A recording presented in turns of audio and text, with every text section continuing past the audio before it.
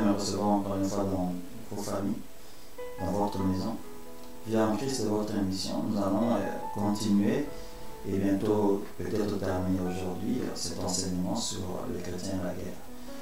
Nous avons dernièrement parlé de la position de la défense et pourquoi nous devons aller en une offensive. Pourquoi nous devions nous préparer, avec quoi nous devions nous préparer, de quoi nous devions être équipés en rapport à ce que la parole de Dieu a déclaré, ce que l'apôtre Paul nous a écrit dans le livre d'Éphésiens, etc. Nous avons essayé d'effleurer, nous ne sommes pas vraiment entrés en profondeur, mais nous avons essayé de partager pour quelles raisons il a choisi ça, pourquoi cette armure-là, pourquoi cette arme-là, etc. Il en est ressorti que l'arme de la contre-offensive, parce que notre but est la contre-offensive, était la parole de Dieu. Et donc il fallait vraiment s'équiper de la parole de Dieu, d'avoir la connaissance de la parole. J'ai insisté de cela, de ne pas demeurer dans des églises qui n'enseignent pas, qui ne font pas grandir, qui ne permettent pas d'être libre par rapport à la foi chrétienne déjà. C'est très important. Et de tout cela maintenant, on va maintenant dans le champ de bataille. Dans ce champ de bataille, qui est-ce que nous allons rencontrer? On avait essayé de défleurer ça dès le départ en parlant des dominations et autres. Mais l'apôtre Paul avait cité quatre êtres ou quatre positions, peut-être que vous pouvez le prendre, contre lesquels nous avons à lutter. Et dans un épisode, nous avons parlé des esprits méchants parce que par défaut, c'est eux qui sont utilisés par les sorciers, les hommes occultes, etc. pour nous attaquer, pour nous faire du mal. Donc, si on doit attaquer les esprits impurs, on doit le faire. Pour les attaquer, on doit prendre l'autorité. Nous savons que nous avons, par rapport à ce que la parole nous dit, le nom du Seigneur, notre Seigneur Jésus-Christ. Parce que ce nom nous a été donné contre tous ces éléments-là. C'est le nom qui est le plus grand des noms, que l'on peut citer. Rien ne peut rester debout, ferme, devant le nom de Jésus-Christ. Ici, je vais juste parler d'un exemple que je donne souvent, parce que c'est un moment que j'avais lu dans un livre, etc. Vous connaissez peut-être les exorcistes, comme il y en a en Europe ou aux États-Unis, etc., qui ne travaillent pas forcément comme dans le domaine de la délivrance, comme on le comprend souvent dans les églises pentecôtistes, etc. Souvent, ils sont appelés lorsque les personnes croient que des maisons sont tentées, et tout un tas d'histoires, etc. Il y avait donc un couple qui, avant leur conversion, parce qu'ils sont convertis actuellement, ils étaient des exorcistes parce qu'ils étaient un peu dans ces éléments occultes, etc.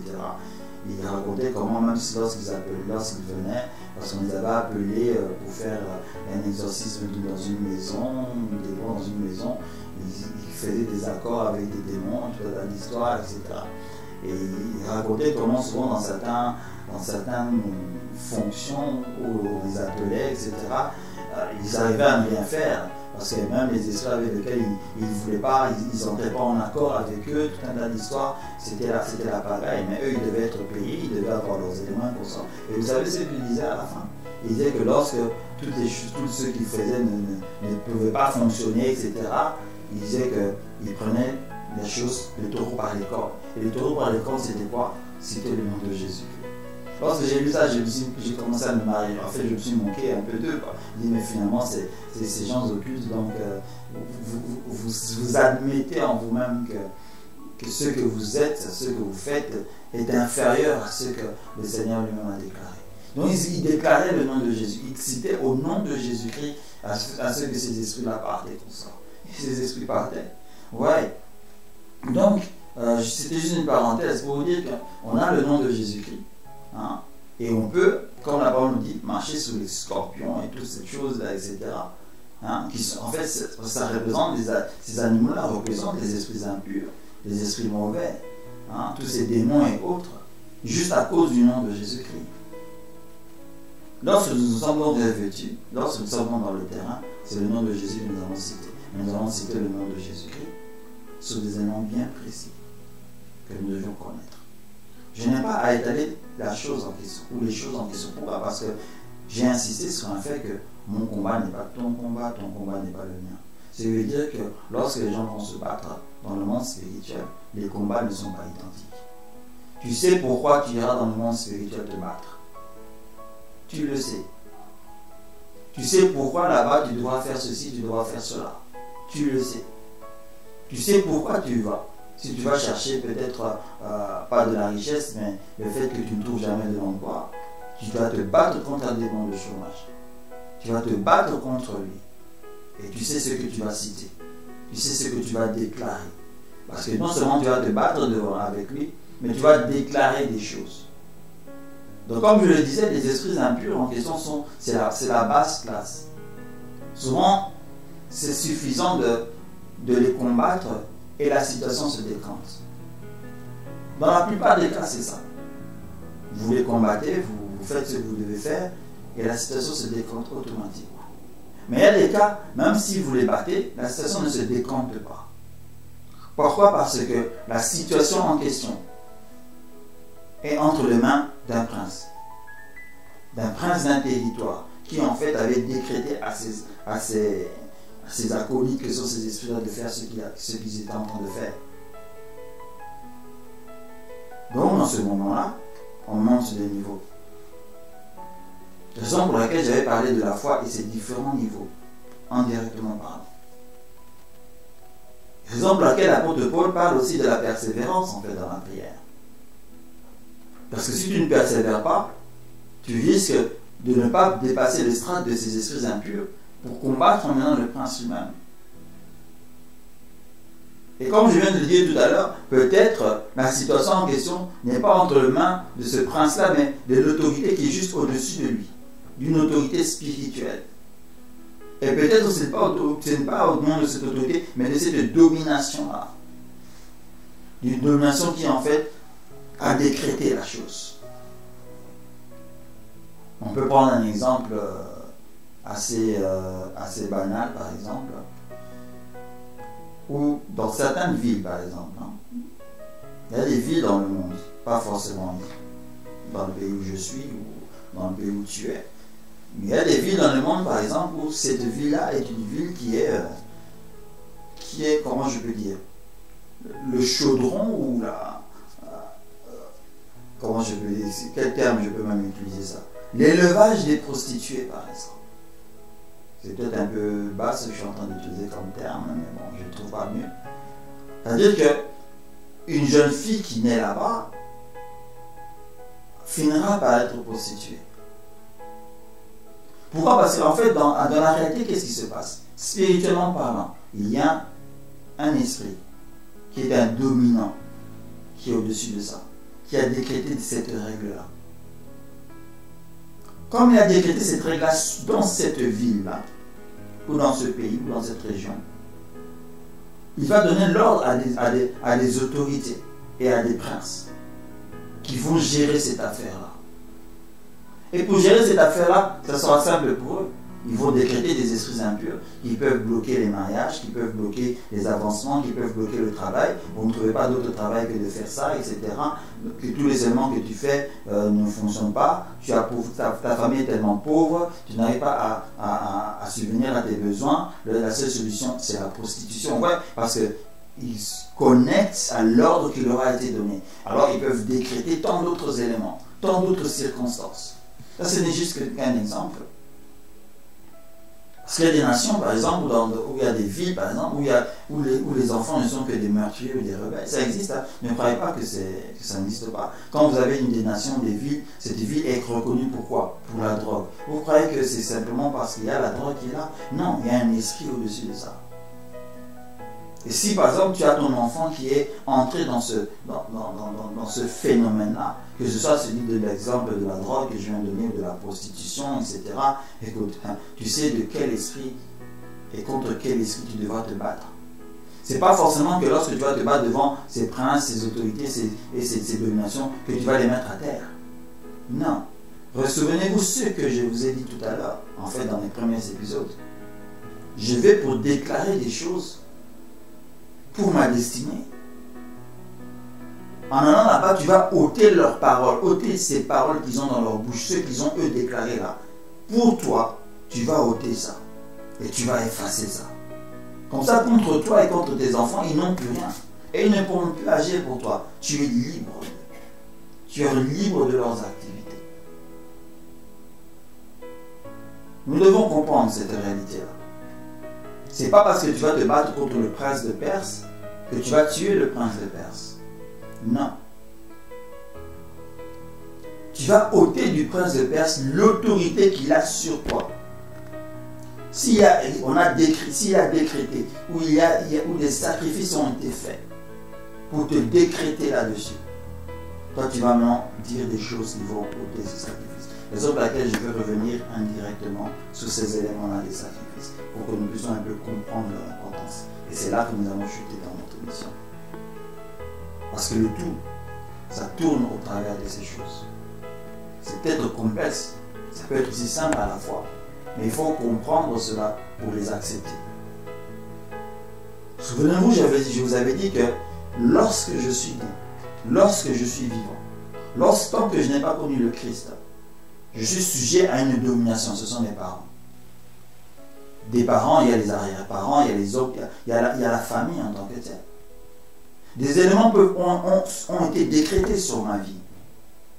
Souvent, comme on le sait, souvent en Afrique, il se peut, je ne dis pas qu'il y a qu'en Afrique, hein, ça se fait partout, hein, d'une manière ou d'une autre, d'une manière différente aussi. Hein. On a peut-être condamné ton existence parce que telle personne voulait tirer de la richesse, etc. Je ne vais pas donner trop d'exemples et pour ça, parce que ce n'est pas ça l'étude. Mais des éléments ont été décrétés sur ta vie pour te freiner, pas forcément parce que ça doit te freiner, c'est parce que ça doit donner un boost à la vie de la personne qui l'a fait. Mais étant donné que ça lui a donné un boost, toi automatiquement tu es freiné. Toi automatiquement tu as des interdits avec toi. J'avais dit donc que lorsque tu n'es pas en Christ, c'est comme une liste d'interdits qui vont être écrits sur ta vie, que tu ne pourras pas faire ça, tu ne pourras pas faire ça, tu ne pourras pas faire ça, parce que ces choses-là, ça alimente en réalité la personne qui a décrété ça. Pour le bien ou pour le mal, je ne sais pas, on ne va pas entrer là-dedans. Mais au moment où je viens en Christ, la parole me dit clairement que non, ces ordonnances-là, il les efface. Donc il les a effacées. Donc ça veut dire que toutes ces malédictions-là que mes grands-parents ont fait, mes arrière-grands-parents ont fait, tout un tas d'histoires, écoutez, vous n'allez pas chercher à revenir chez arrière. Est-ce que vous savez ce qu'ils ont fait? Peut-être ils sont même innocents, parce que j'ai souvent l'impression qu'on doit condamner tous nos grands-parents.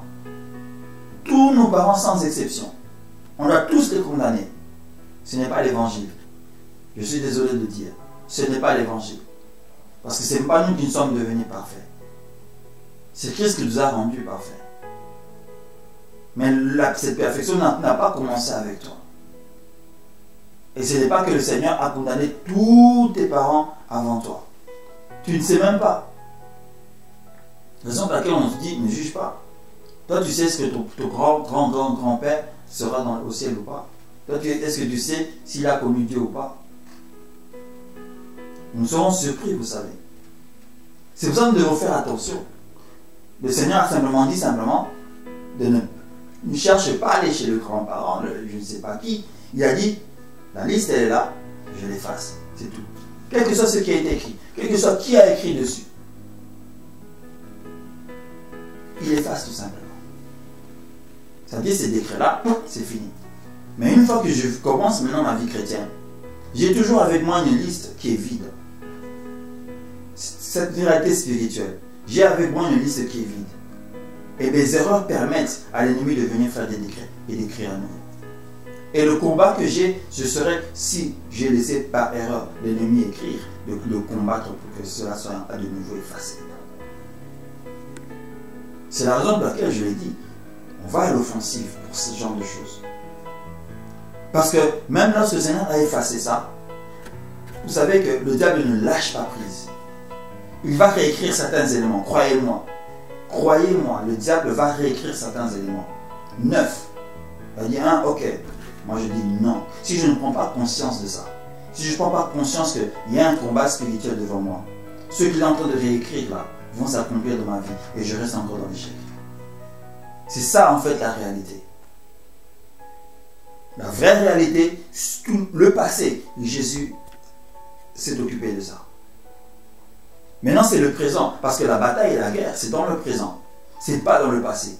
Pour quelle raison? Parce qu'ils ont osé, les gens de la famille, tes voisins, je ne sais pas qui, les gens qui sont jaloux de toi, ont osé encore faire des nouveaux décrets.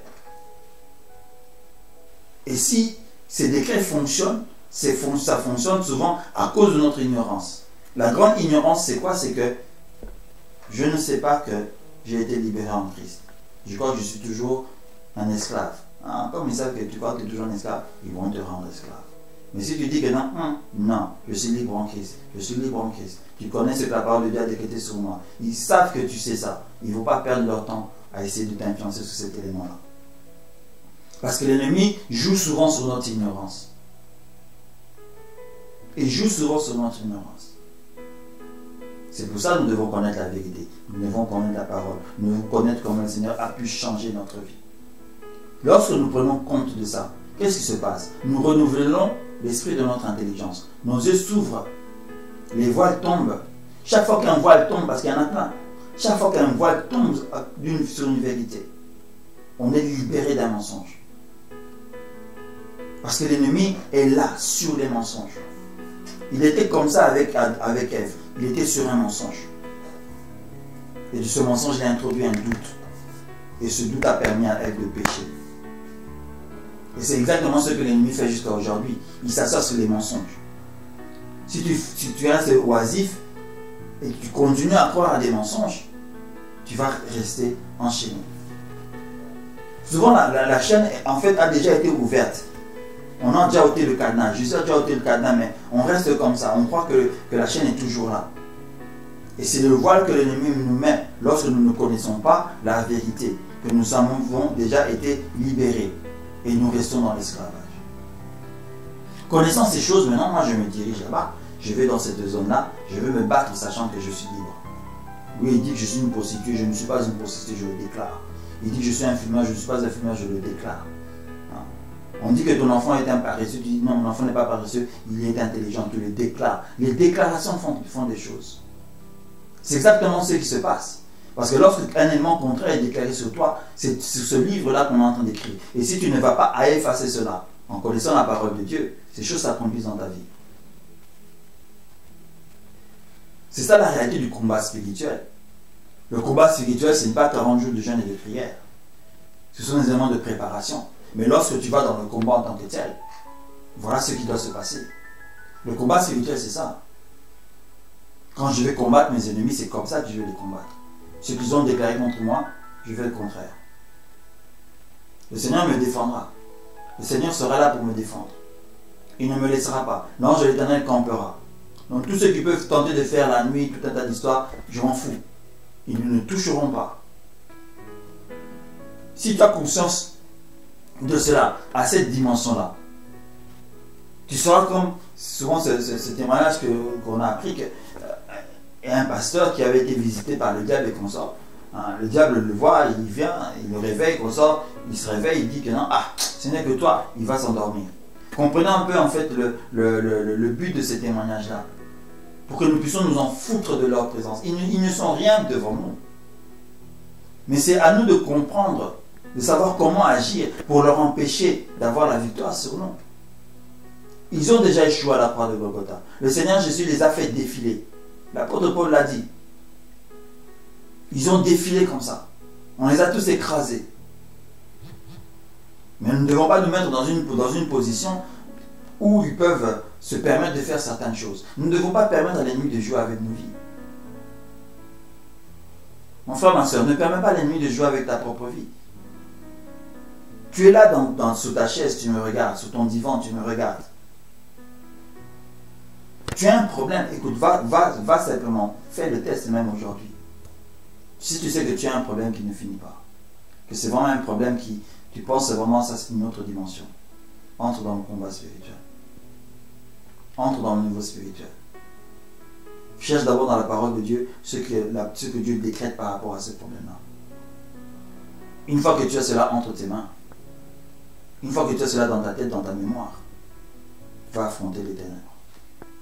Va affronter ces esprits-là. Ne regarde pas leur force. Ne regarde pas que si ceci c'est un esprit impur, un prince, une autorité ou une domination. Peu importe. Parce qu'en vérité, ce n'est pas toi qui vas dealer avec eux, c'est le Seigneur qui va dealer avec chacun d'eux. Mais le Seigneur veut que tu prennes conscience, que tu prennes connaissance que tu dois, toi, déclarer des choses. Et ces choses-là vont agir, ces choses-là vont exécuter quelque chose. Tu ne verras peut-être pas la solution du jour au lendemain comme ça. Non, peut-être pas, je ne sais pas. Mais l'apôtre Paul dit, qu'est-ce qu'il dit? Persévère dans la prière. Persévère dans ton combat. Dans les batailles, souvent, les militaires persévèrent. Ils disent, non, non, non, on ne lâche pas, on ne lâche pas. On est peut-être resté 3, ils sont peut-être 30 devant, nous allons tirer jusqu'au dernier homme. C'est ça la persévérance. Et nous savons très bien, il y a des histoires de retournement. Vous savez qu'il y a eu des batailles dans ce monde. Hein? Il y a eu des guerres dans ce monde où il y a eu des ennemis qui étaient 10 fois plus armés, 30 fois plus armés que l'agressé. Mais ils ont échoué. Pourquoi? Parce que ceux qui étaient agressés connaissaient ce qu'ils devaient faire. Ils étaient persévérants. Ils avaient la foi qu'eux, ils ne passeront pas. Vous voyez, toutes ces choses qui sont reprises par notre évangile en réalité. Persévérance, foi, ne pas avoir la peur, ne pas avoir de crainte, dire que vous avez déjà la victoire, même s'ils sont 10 000, on a déjà la victoire. Cela peut paraître étrange, non, il n'y a pas de choses étranges. Il n'y a rien d'étrange dans tout ce que je vais vous dire. Ne rendons pas le combat spirituel quelque chose hors de portée des chrétiens. Parce qu'aujourd'hui, malheureusement, les églises ont rendu hors de portée le combat spirituel aux enfants de Dieu. Et c'est pour cela que les enfants de Dieu sont devenus, entre parenthèses, des fainéants. Et ils sont en train de subir. Nous sommes en train de subir les affres des ténèbres parce qu'on nous a rendus fainéants. On a cru que le combat spirituel n'était pas à votre portée. Quand tu dois avoir un combat spirituel, vite tu dois courir derrière le prophète chercher une audience. Vite tu dois courir derrière le pasteur chercher une audience. Parce que c'est lui qui doit leader le combat spirituel en question. C'est lui qui doit te donner la victoire. Non, non, non, non, non. Ce n'est pas ce que la parole de Dieu me dit. Ce n'est pas ce que les Écritures sont en train de dire. Si aujourd'hui les chrétiens échouent dans leur vie, ils échouent à cause d'eux-mêmes. Parce qu'ils sont restés ignorants. Malheureusement, ils échouent parce qu'on les garde ignorants. Mais aujourd'hui, c'est le moment de ne plus l'être. Si tu as suivi ces épisodes-ci, tu n'es plus ignorant. Tu n'es plus ignorant de ce qui t'attend. Et tu n'es plus ignorant de ce que tu dois faire. Parce que tu dois maintenant agir par toi-même. Tu dois faire certaines choses. Tu dois poser maintenant certains actes. Certains actes ne peuvent venir que par toi. Il y a certaines difficultés, souvent, qui nous demandent de chercher de l'aide. Le Seigneur ne l'interdit pas. C'est la raison pour laquelle les serviteurs de Dieu sont présents. Ils peuvent prier pour toi une fois. Mais leur prière, c'est comme, je ne sais pas, quelque chose comme une petite aide en fait. Parce que tu vas quitter le bureau du prophète, tu vas quitter le bureau de ce pasteur. Tu vas te retrouver de nouveau seul. Tu vas te retrouver de nouveau dans ta maison. Ce n'est pas la prière du pasteur qui va te protéger. Ce n'est pas la prière du pasteur qui va te délivrer de tout cela. Son autorité spirituelle a fait que tu puisses recevoir un boost. Mais quand tu seras seul, c'est toi-même. Donc sois conscient de ça. Vous devez être conscient de cela. Tu veux réussir dans ta vie, tu sais ce que tu dois faire. Tu veux échouer dans ta vie, tu sais aussi ce que tu dois faire. Jeune, tu es là, tu te prépares pour tes études, etc. Ne l'oublie pas, tu sais ce que tu dois faire. Parce que même les études, tu dois les préparer spirituellement parlant. Parce que tu peux avoir des 10 sur 10, mais le professeur, tu ne comprends pas, il te fout des zéros. Justement parce que lui, c'est peut-être un occultiste, il voit en toi la lumière, etc. Et il dit non, ce garçon, je vais le freiner. Mais comment tu peux l'empêcher de faire ce qu'il fait? Ce n'est qu'aller là-bas. Aller dans le monde spirituel et décréter.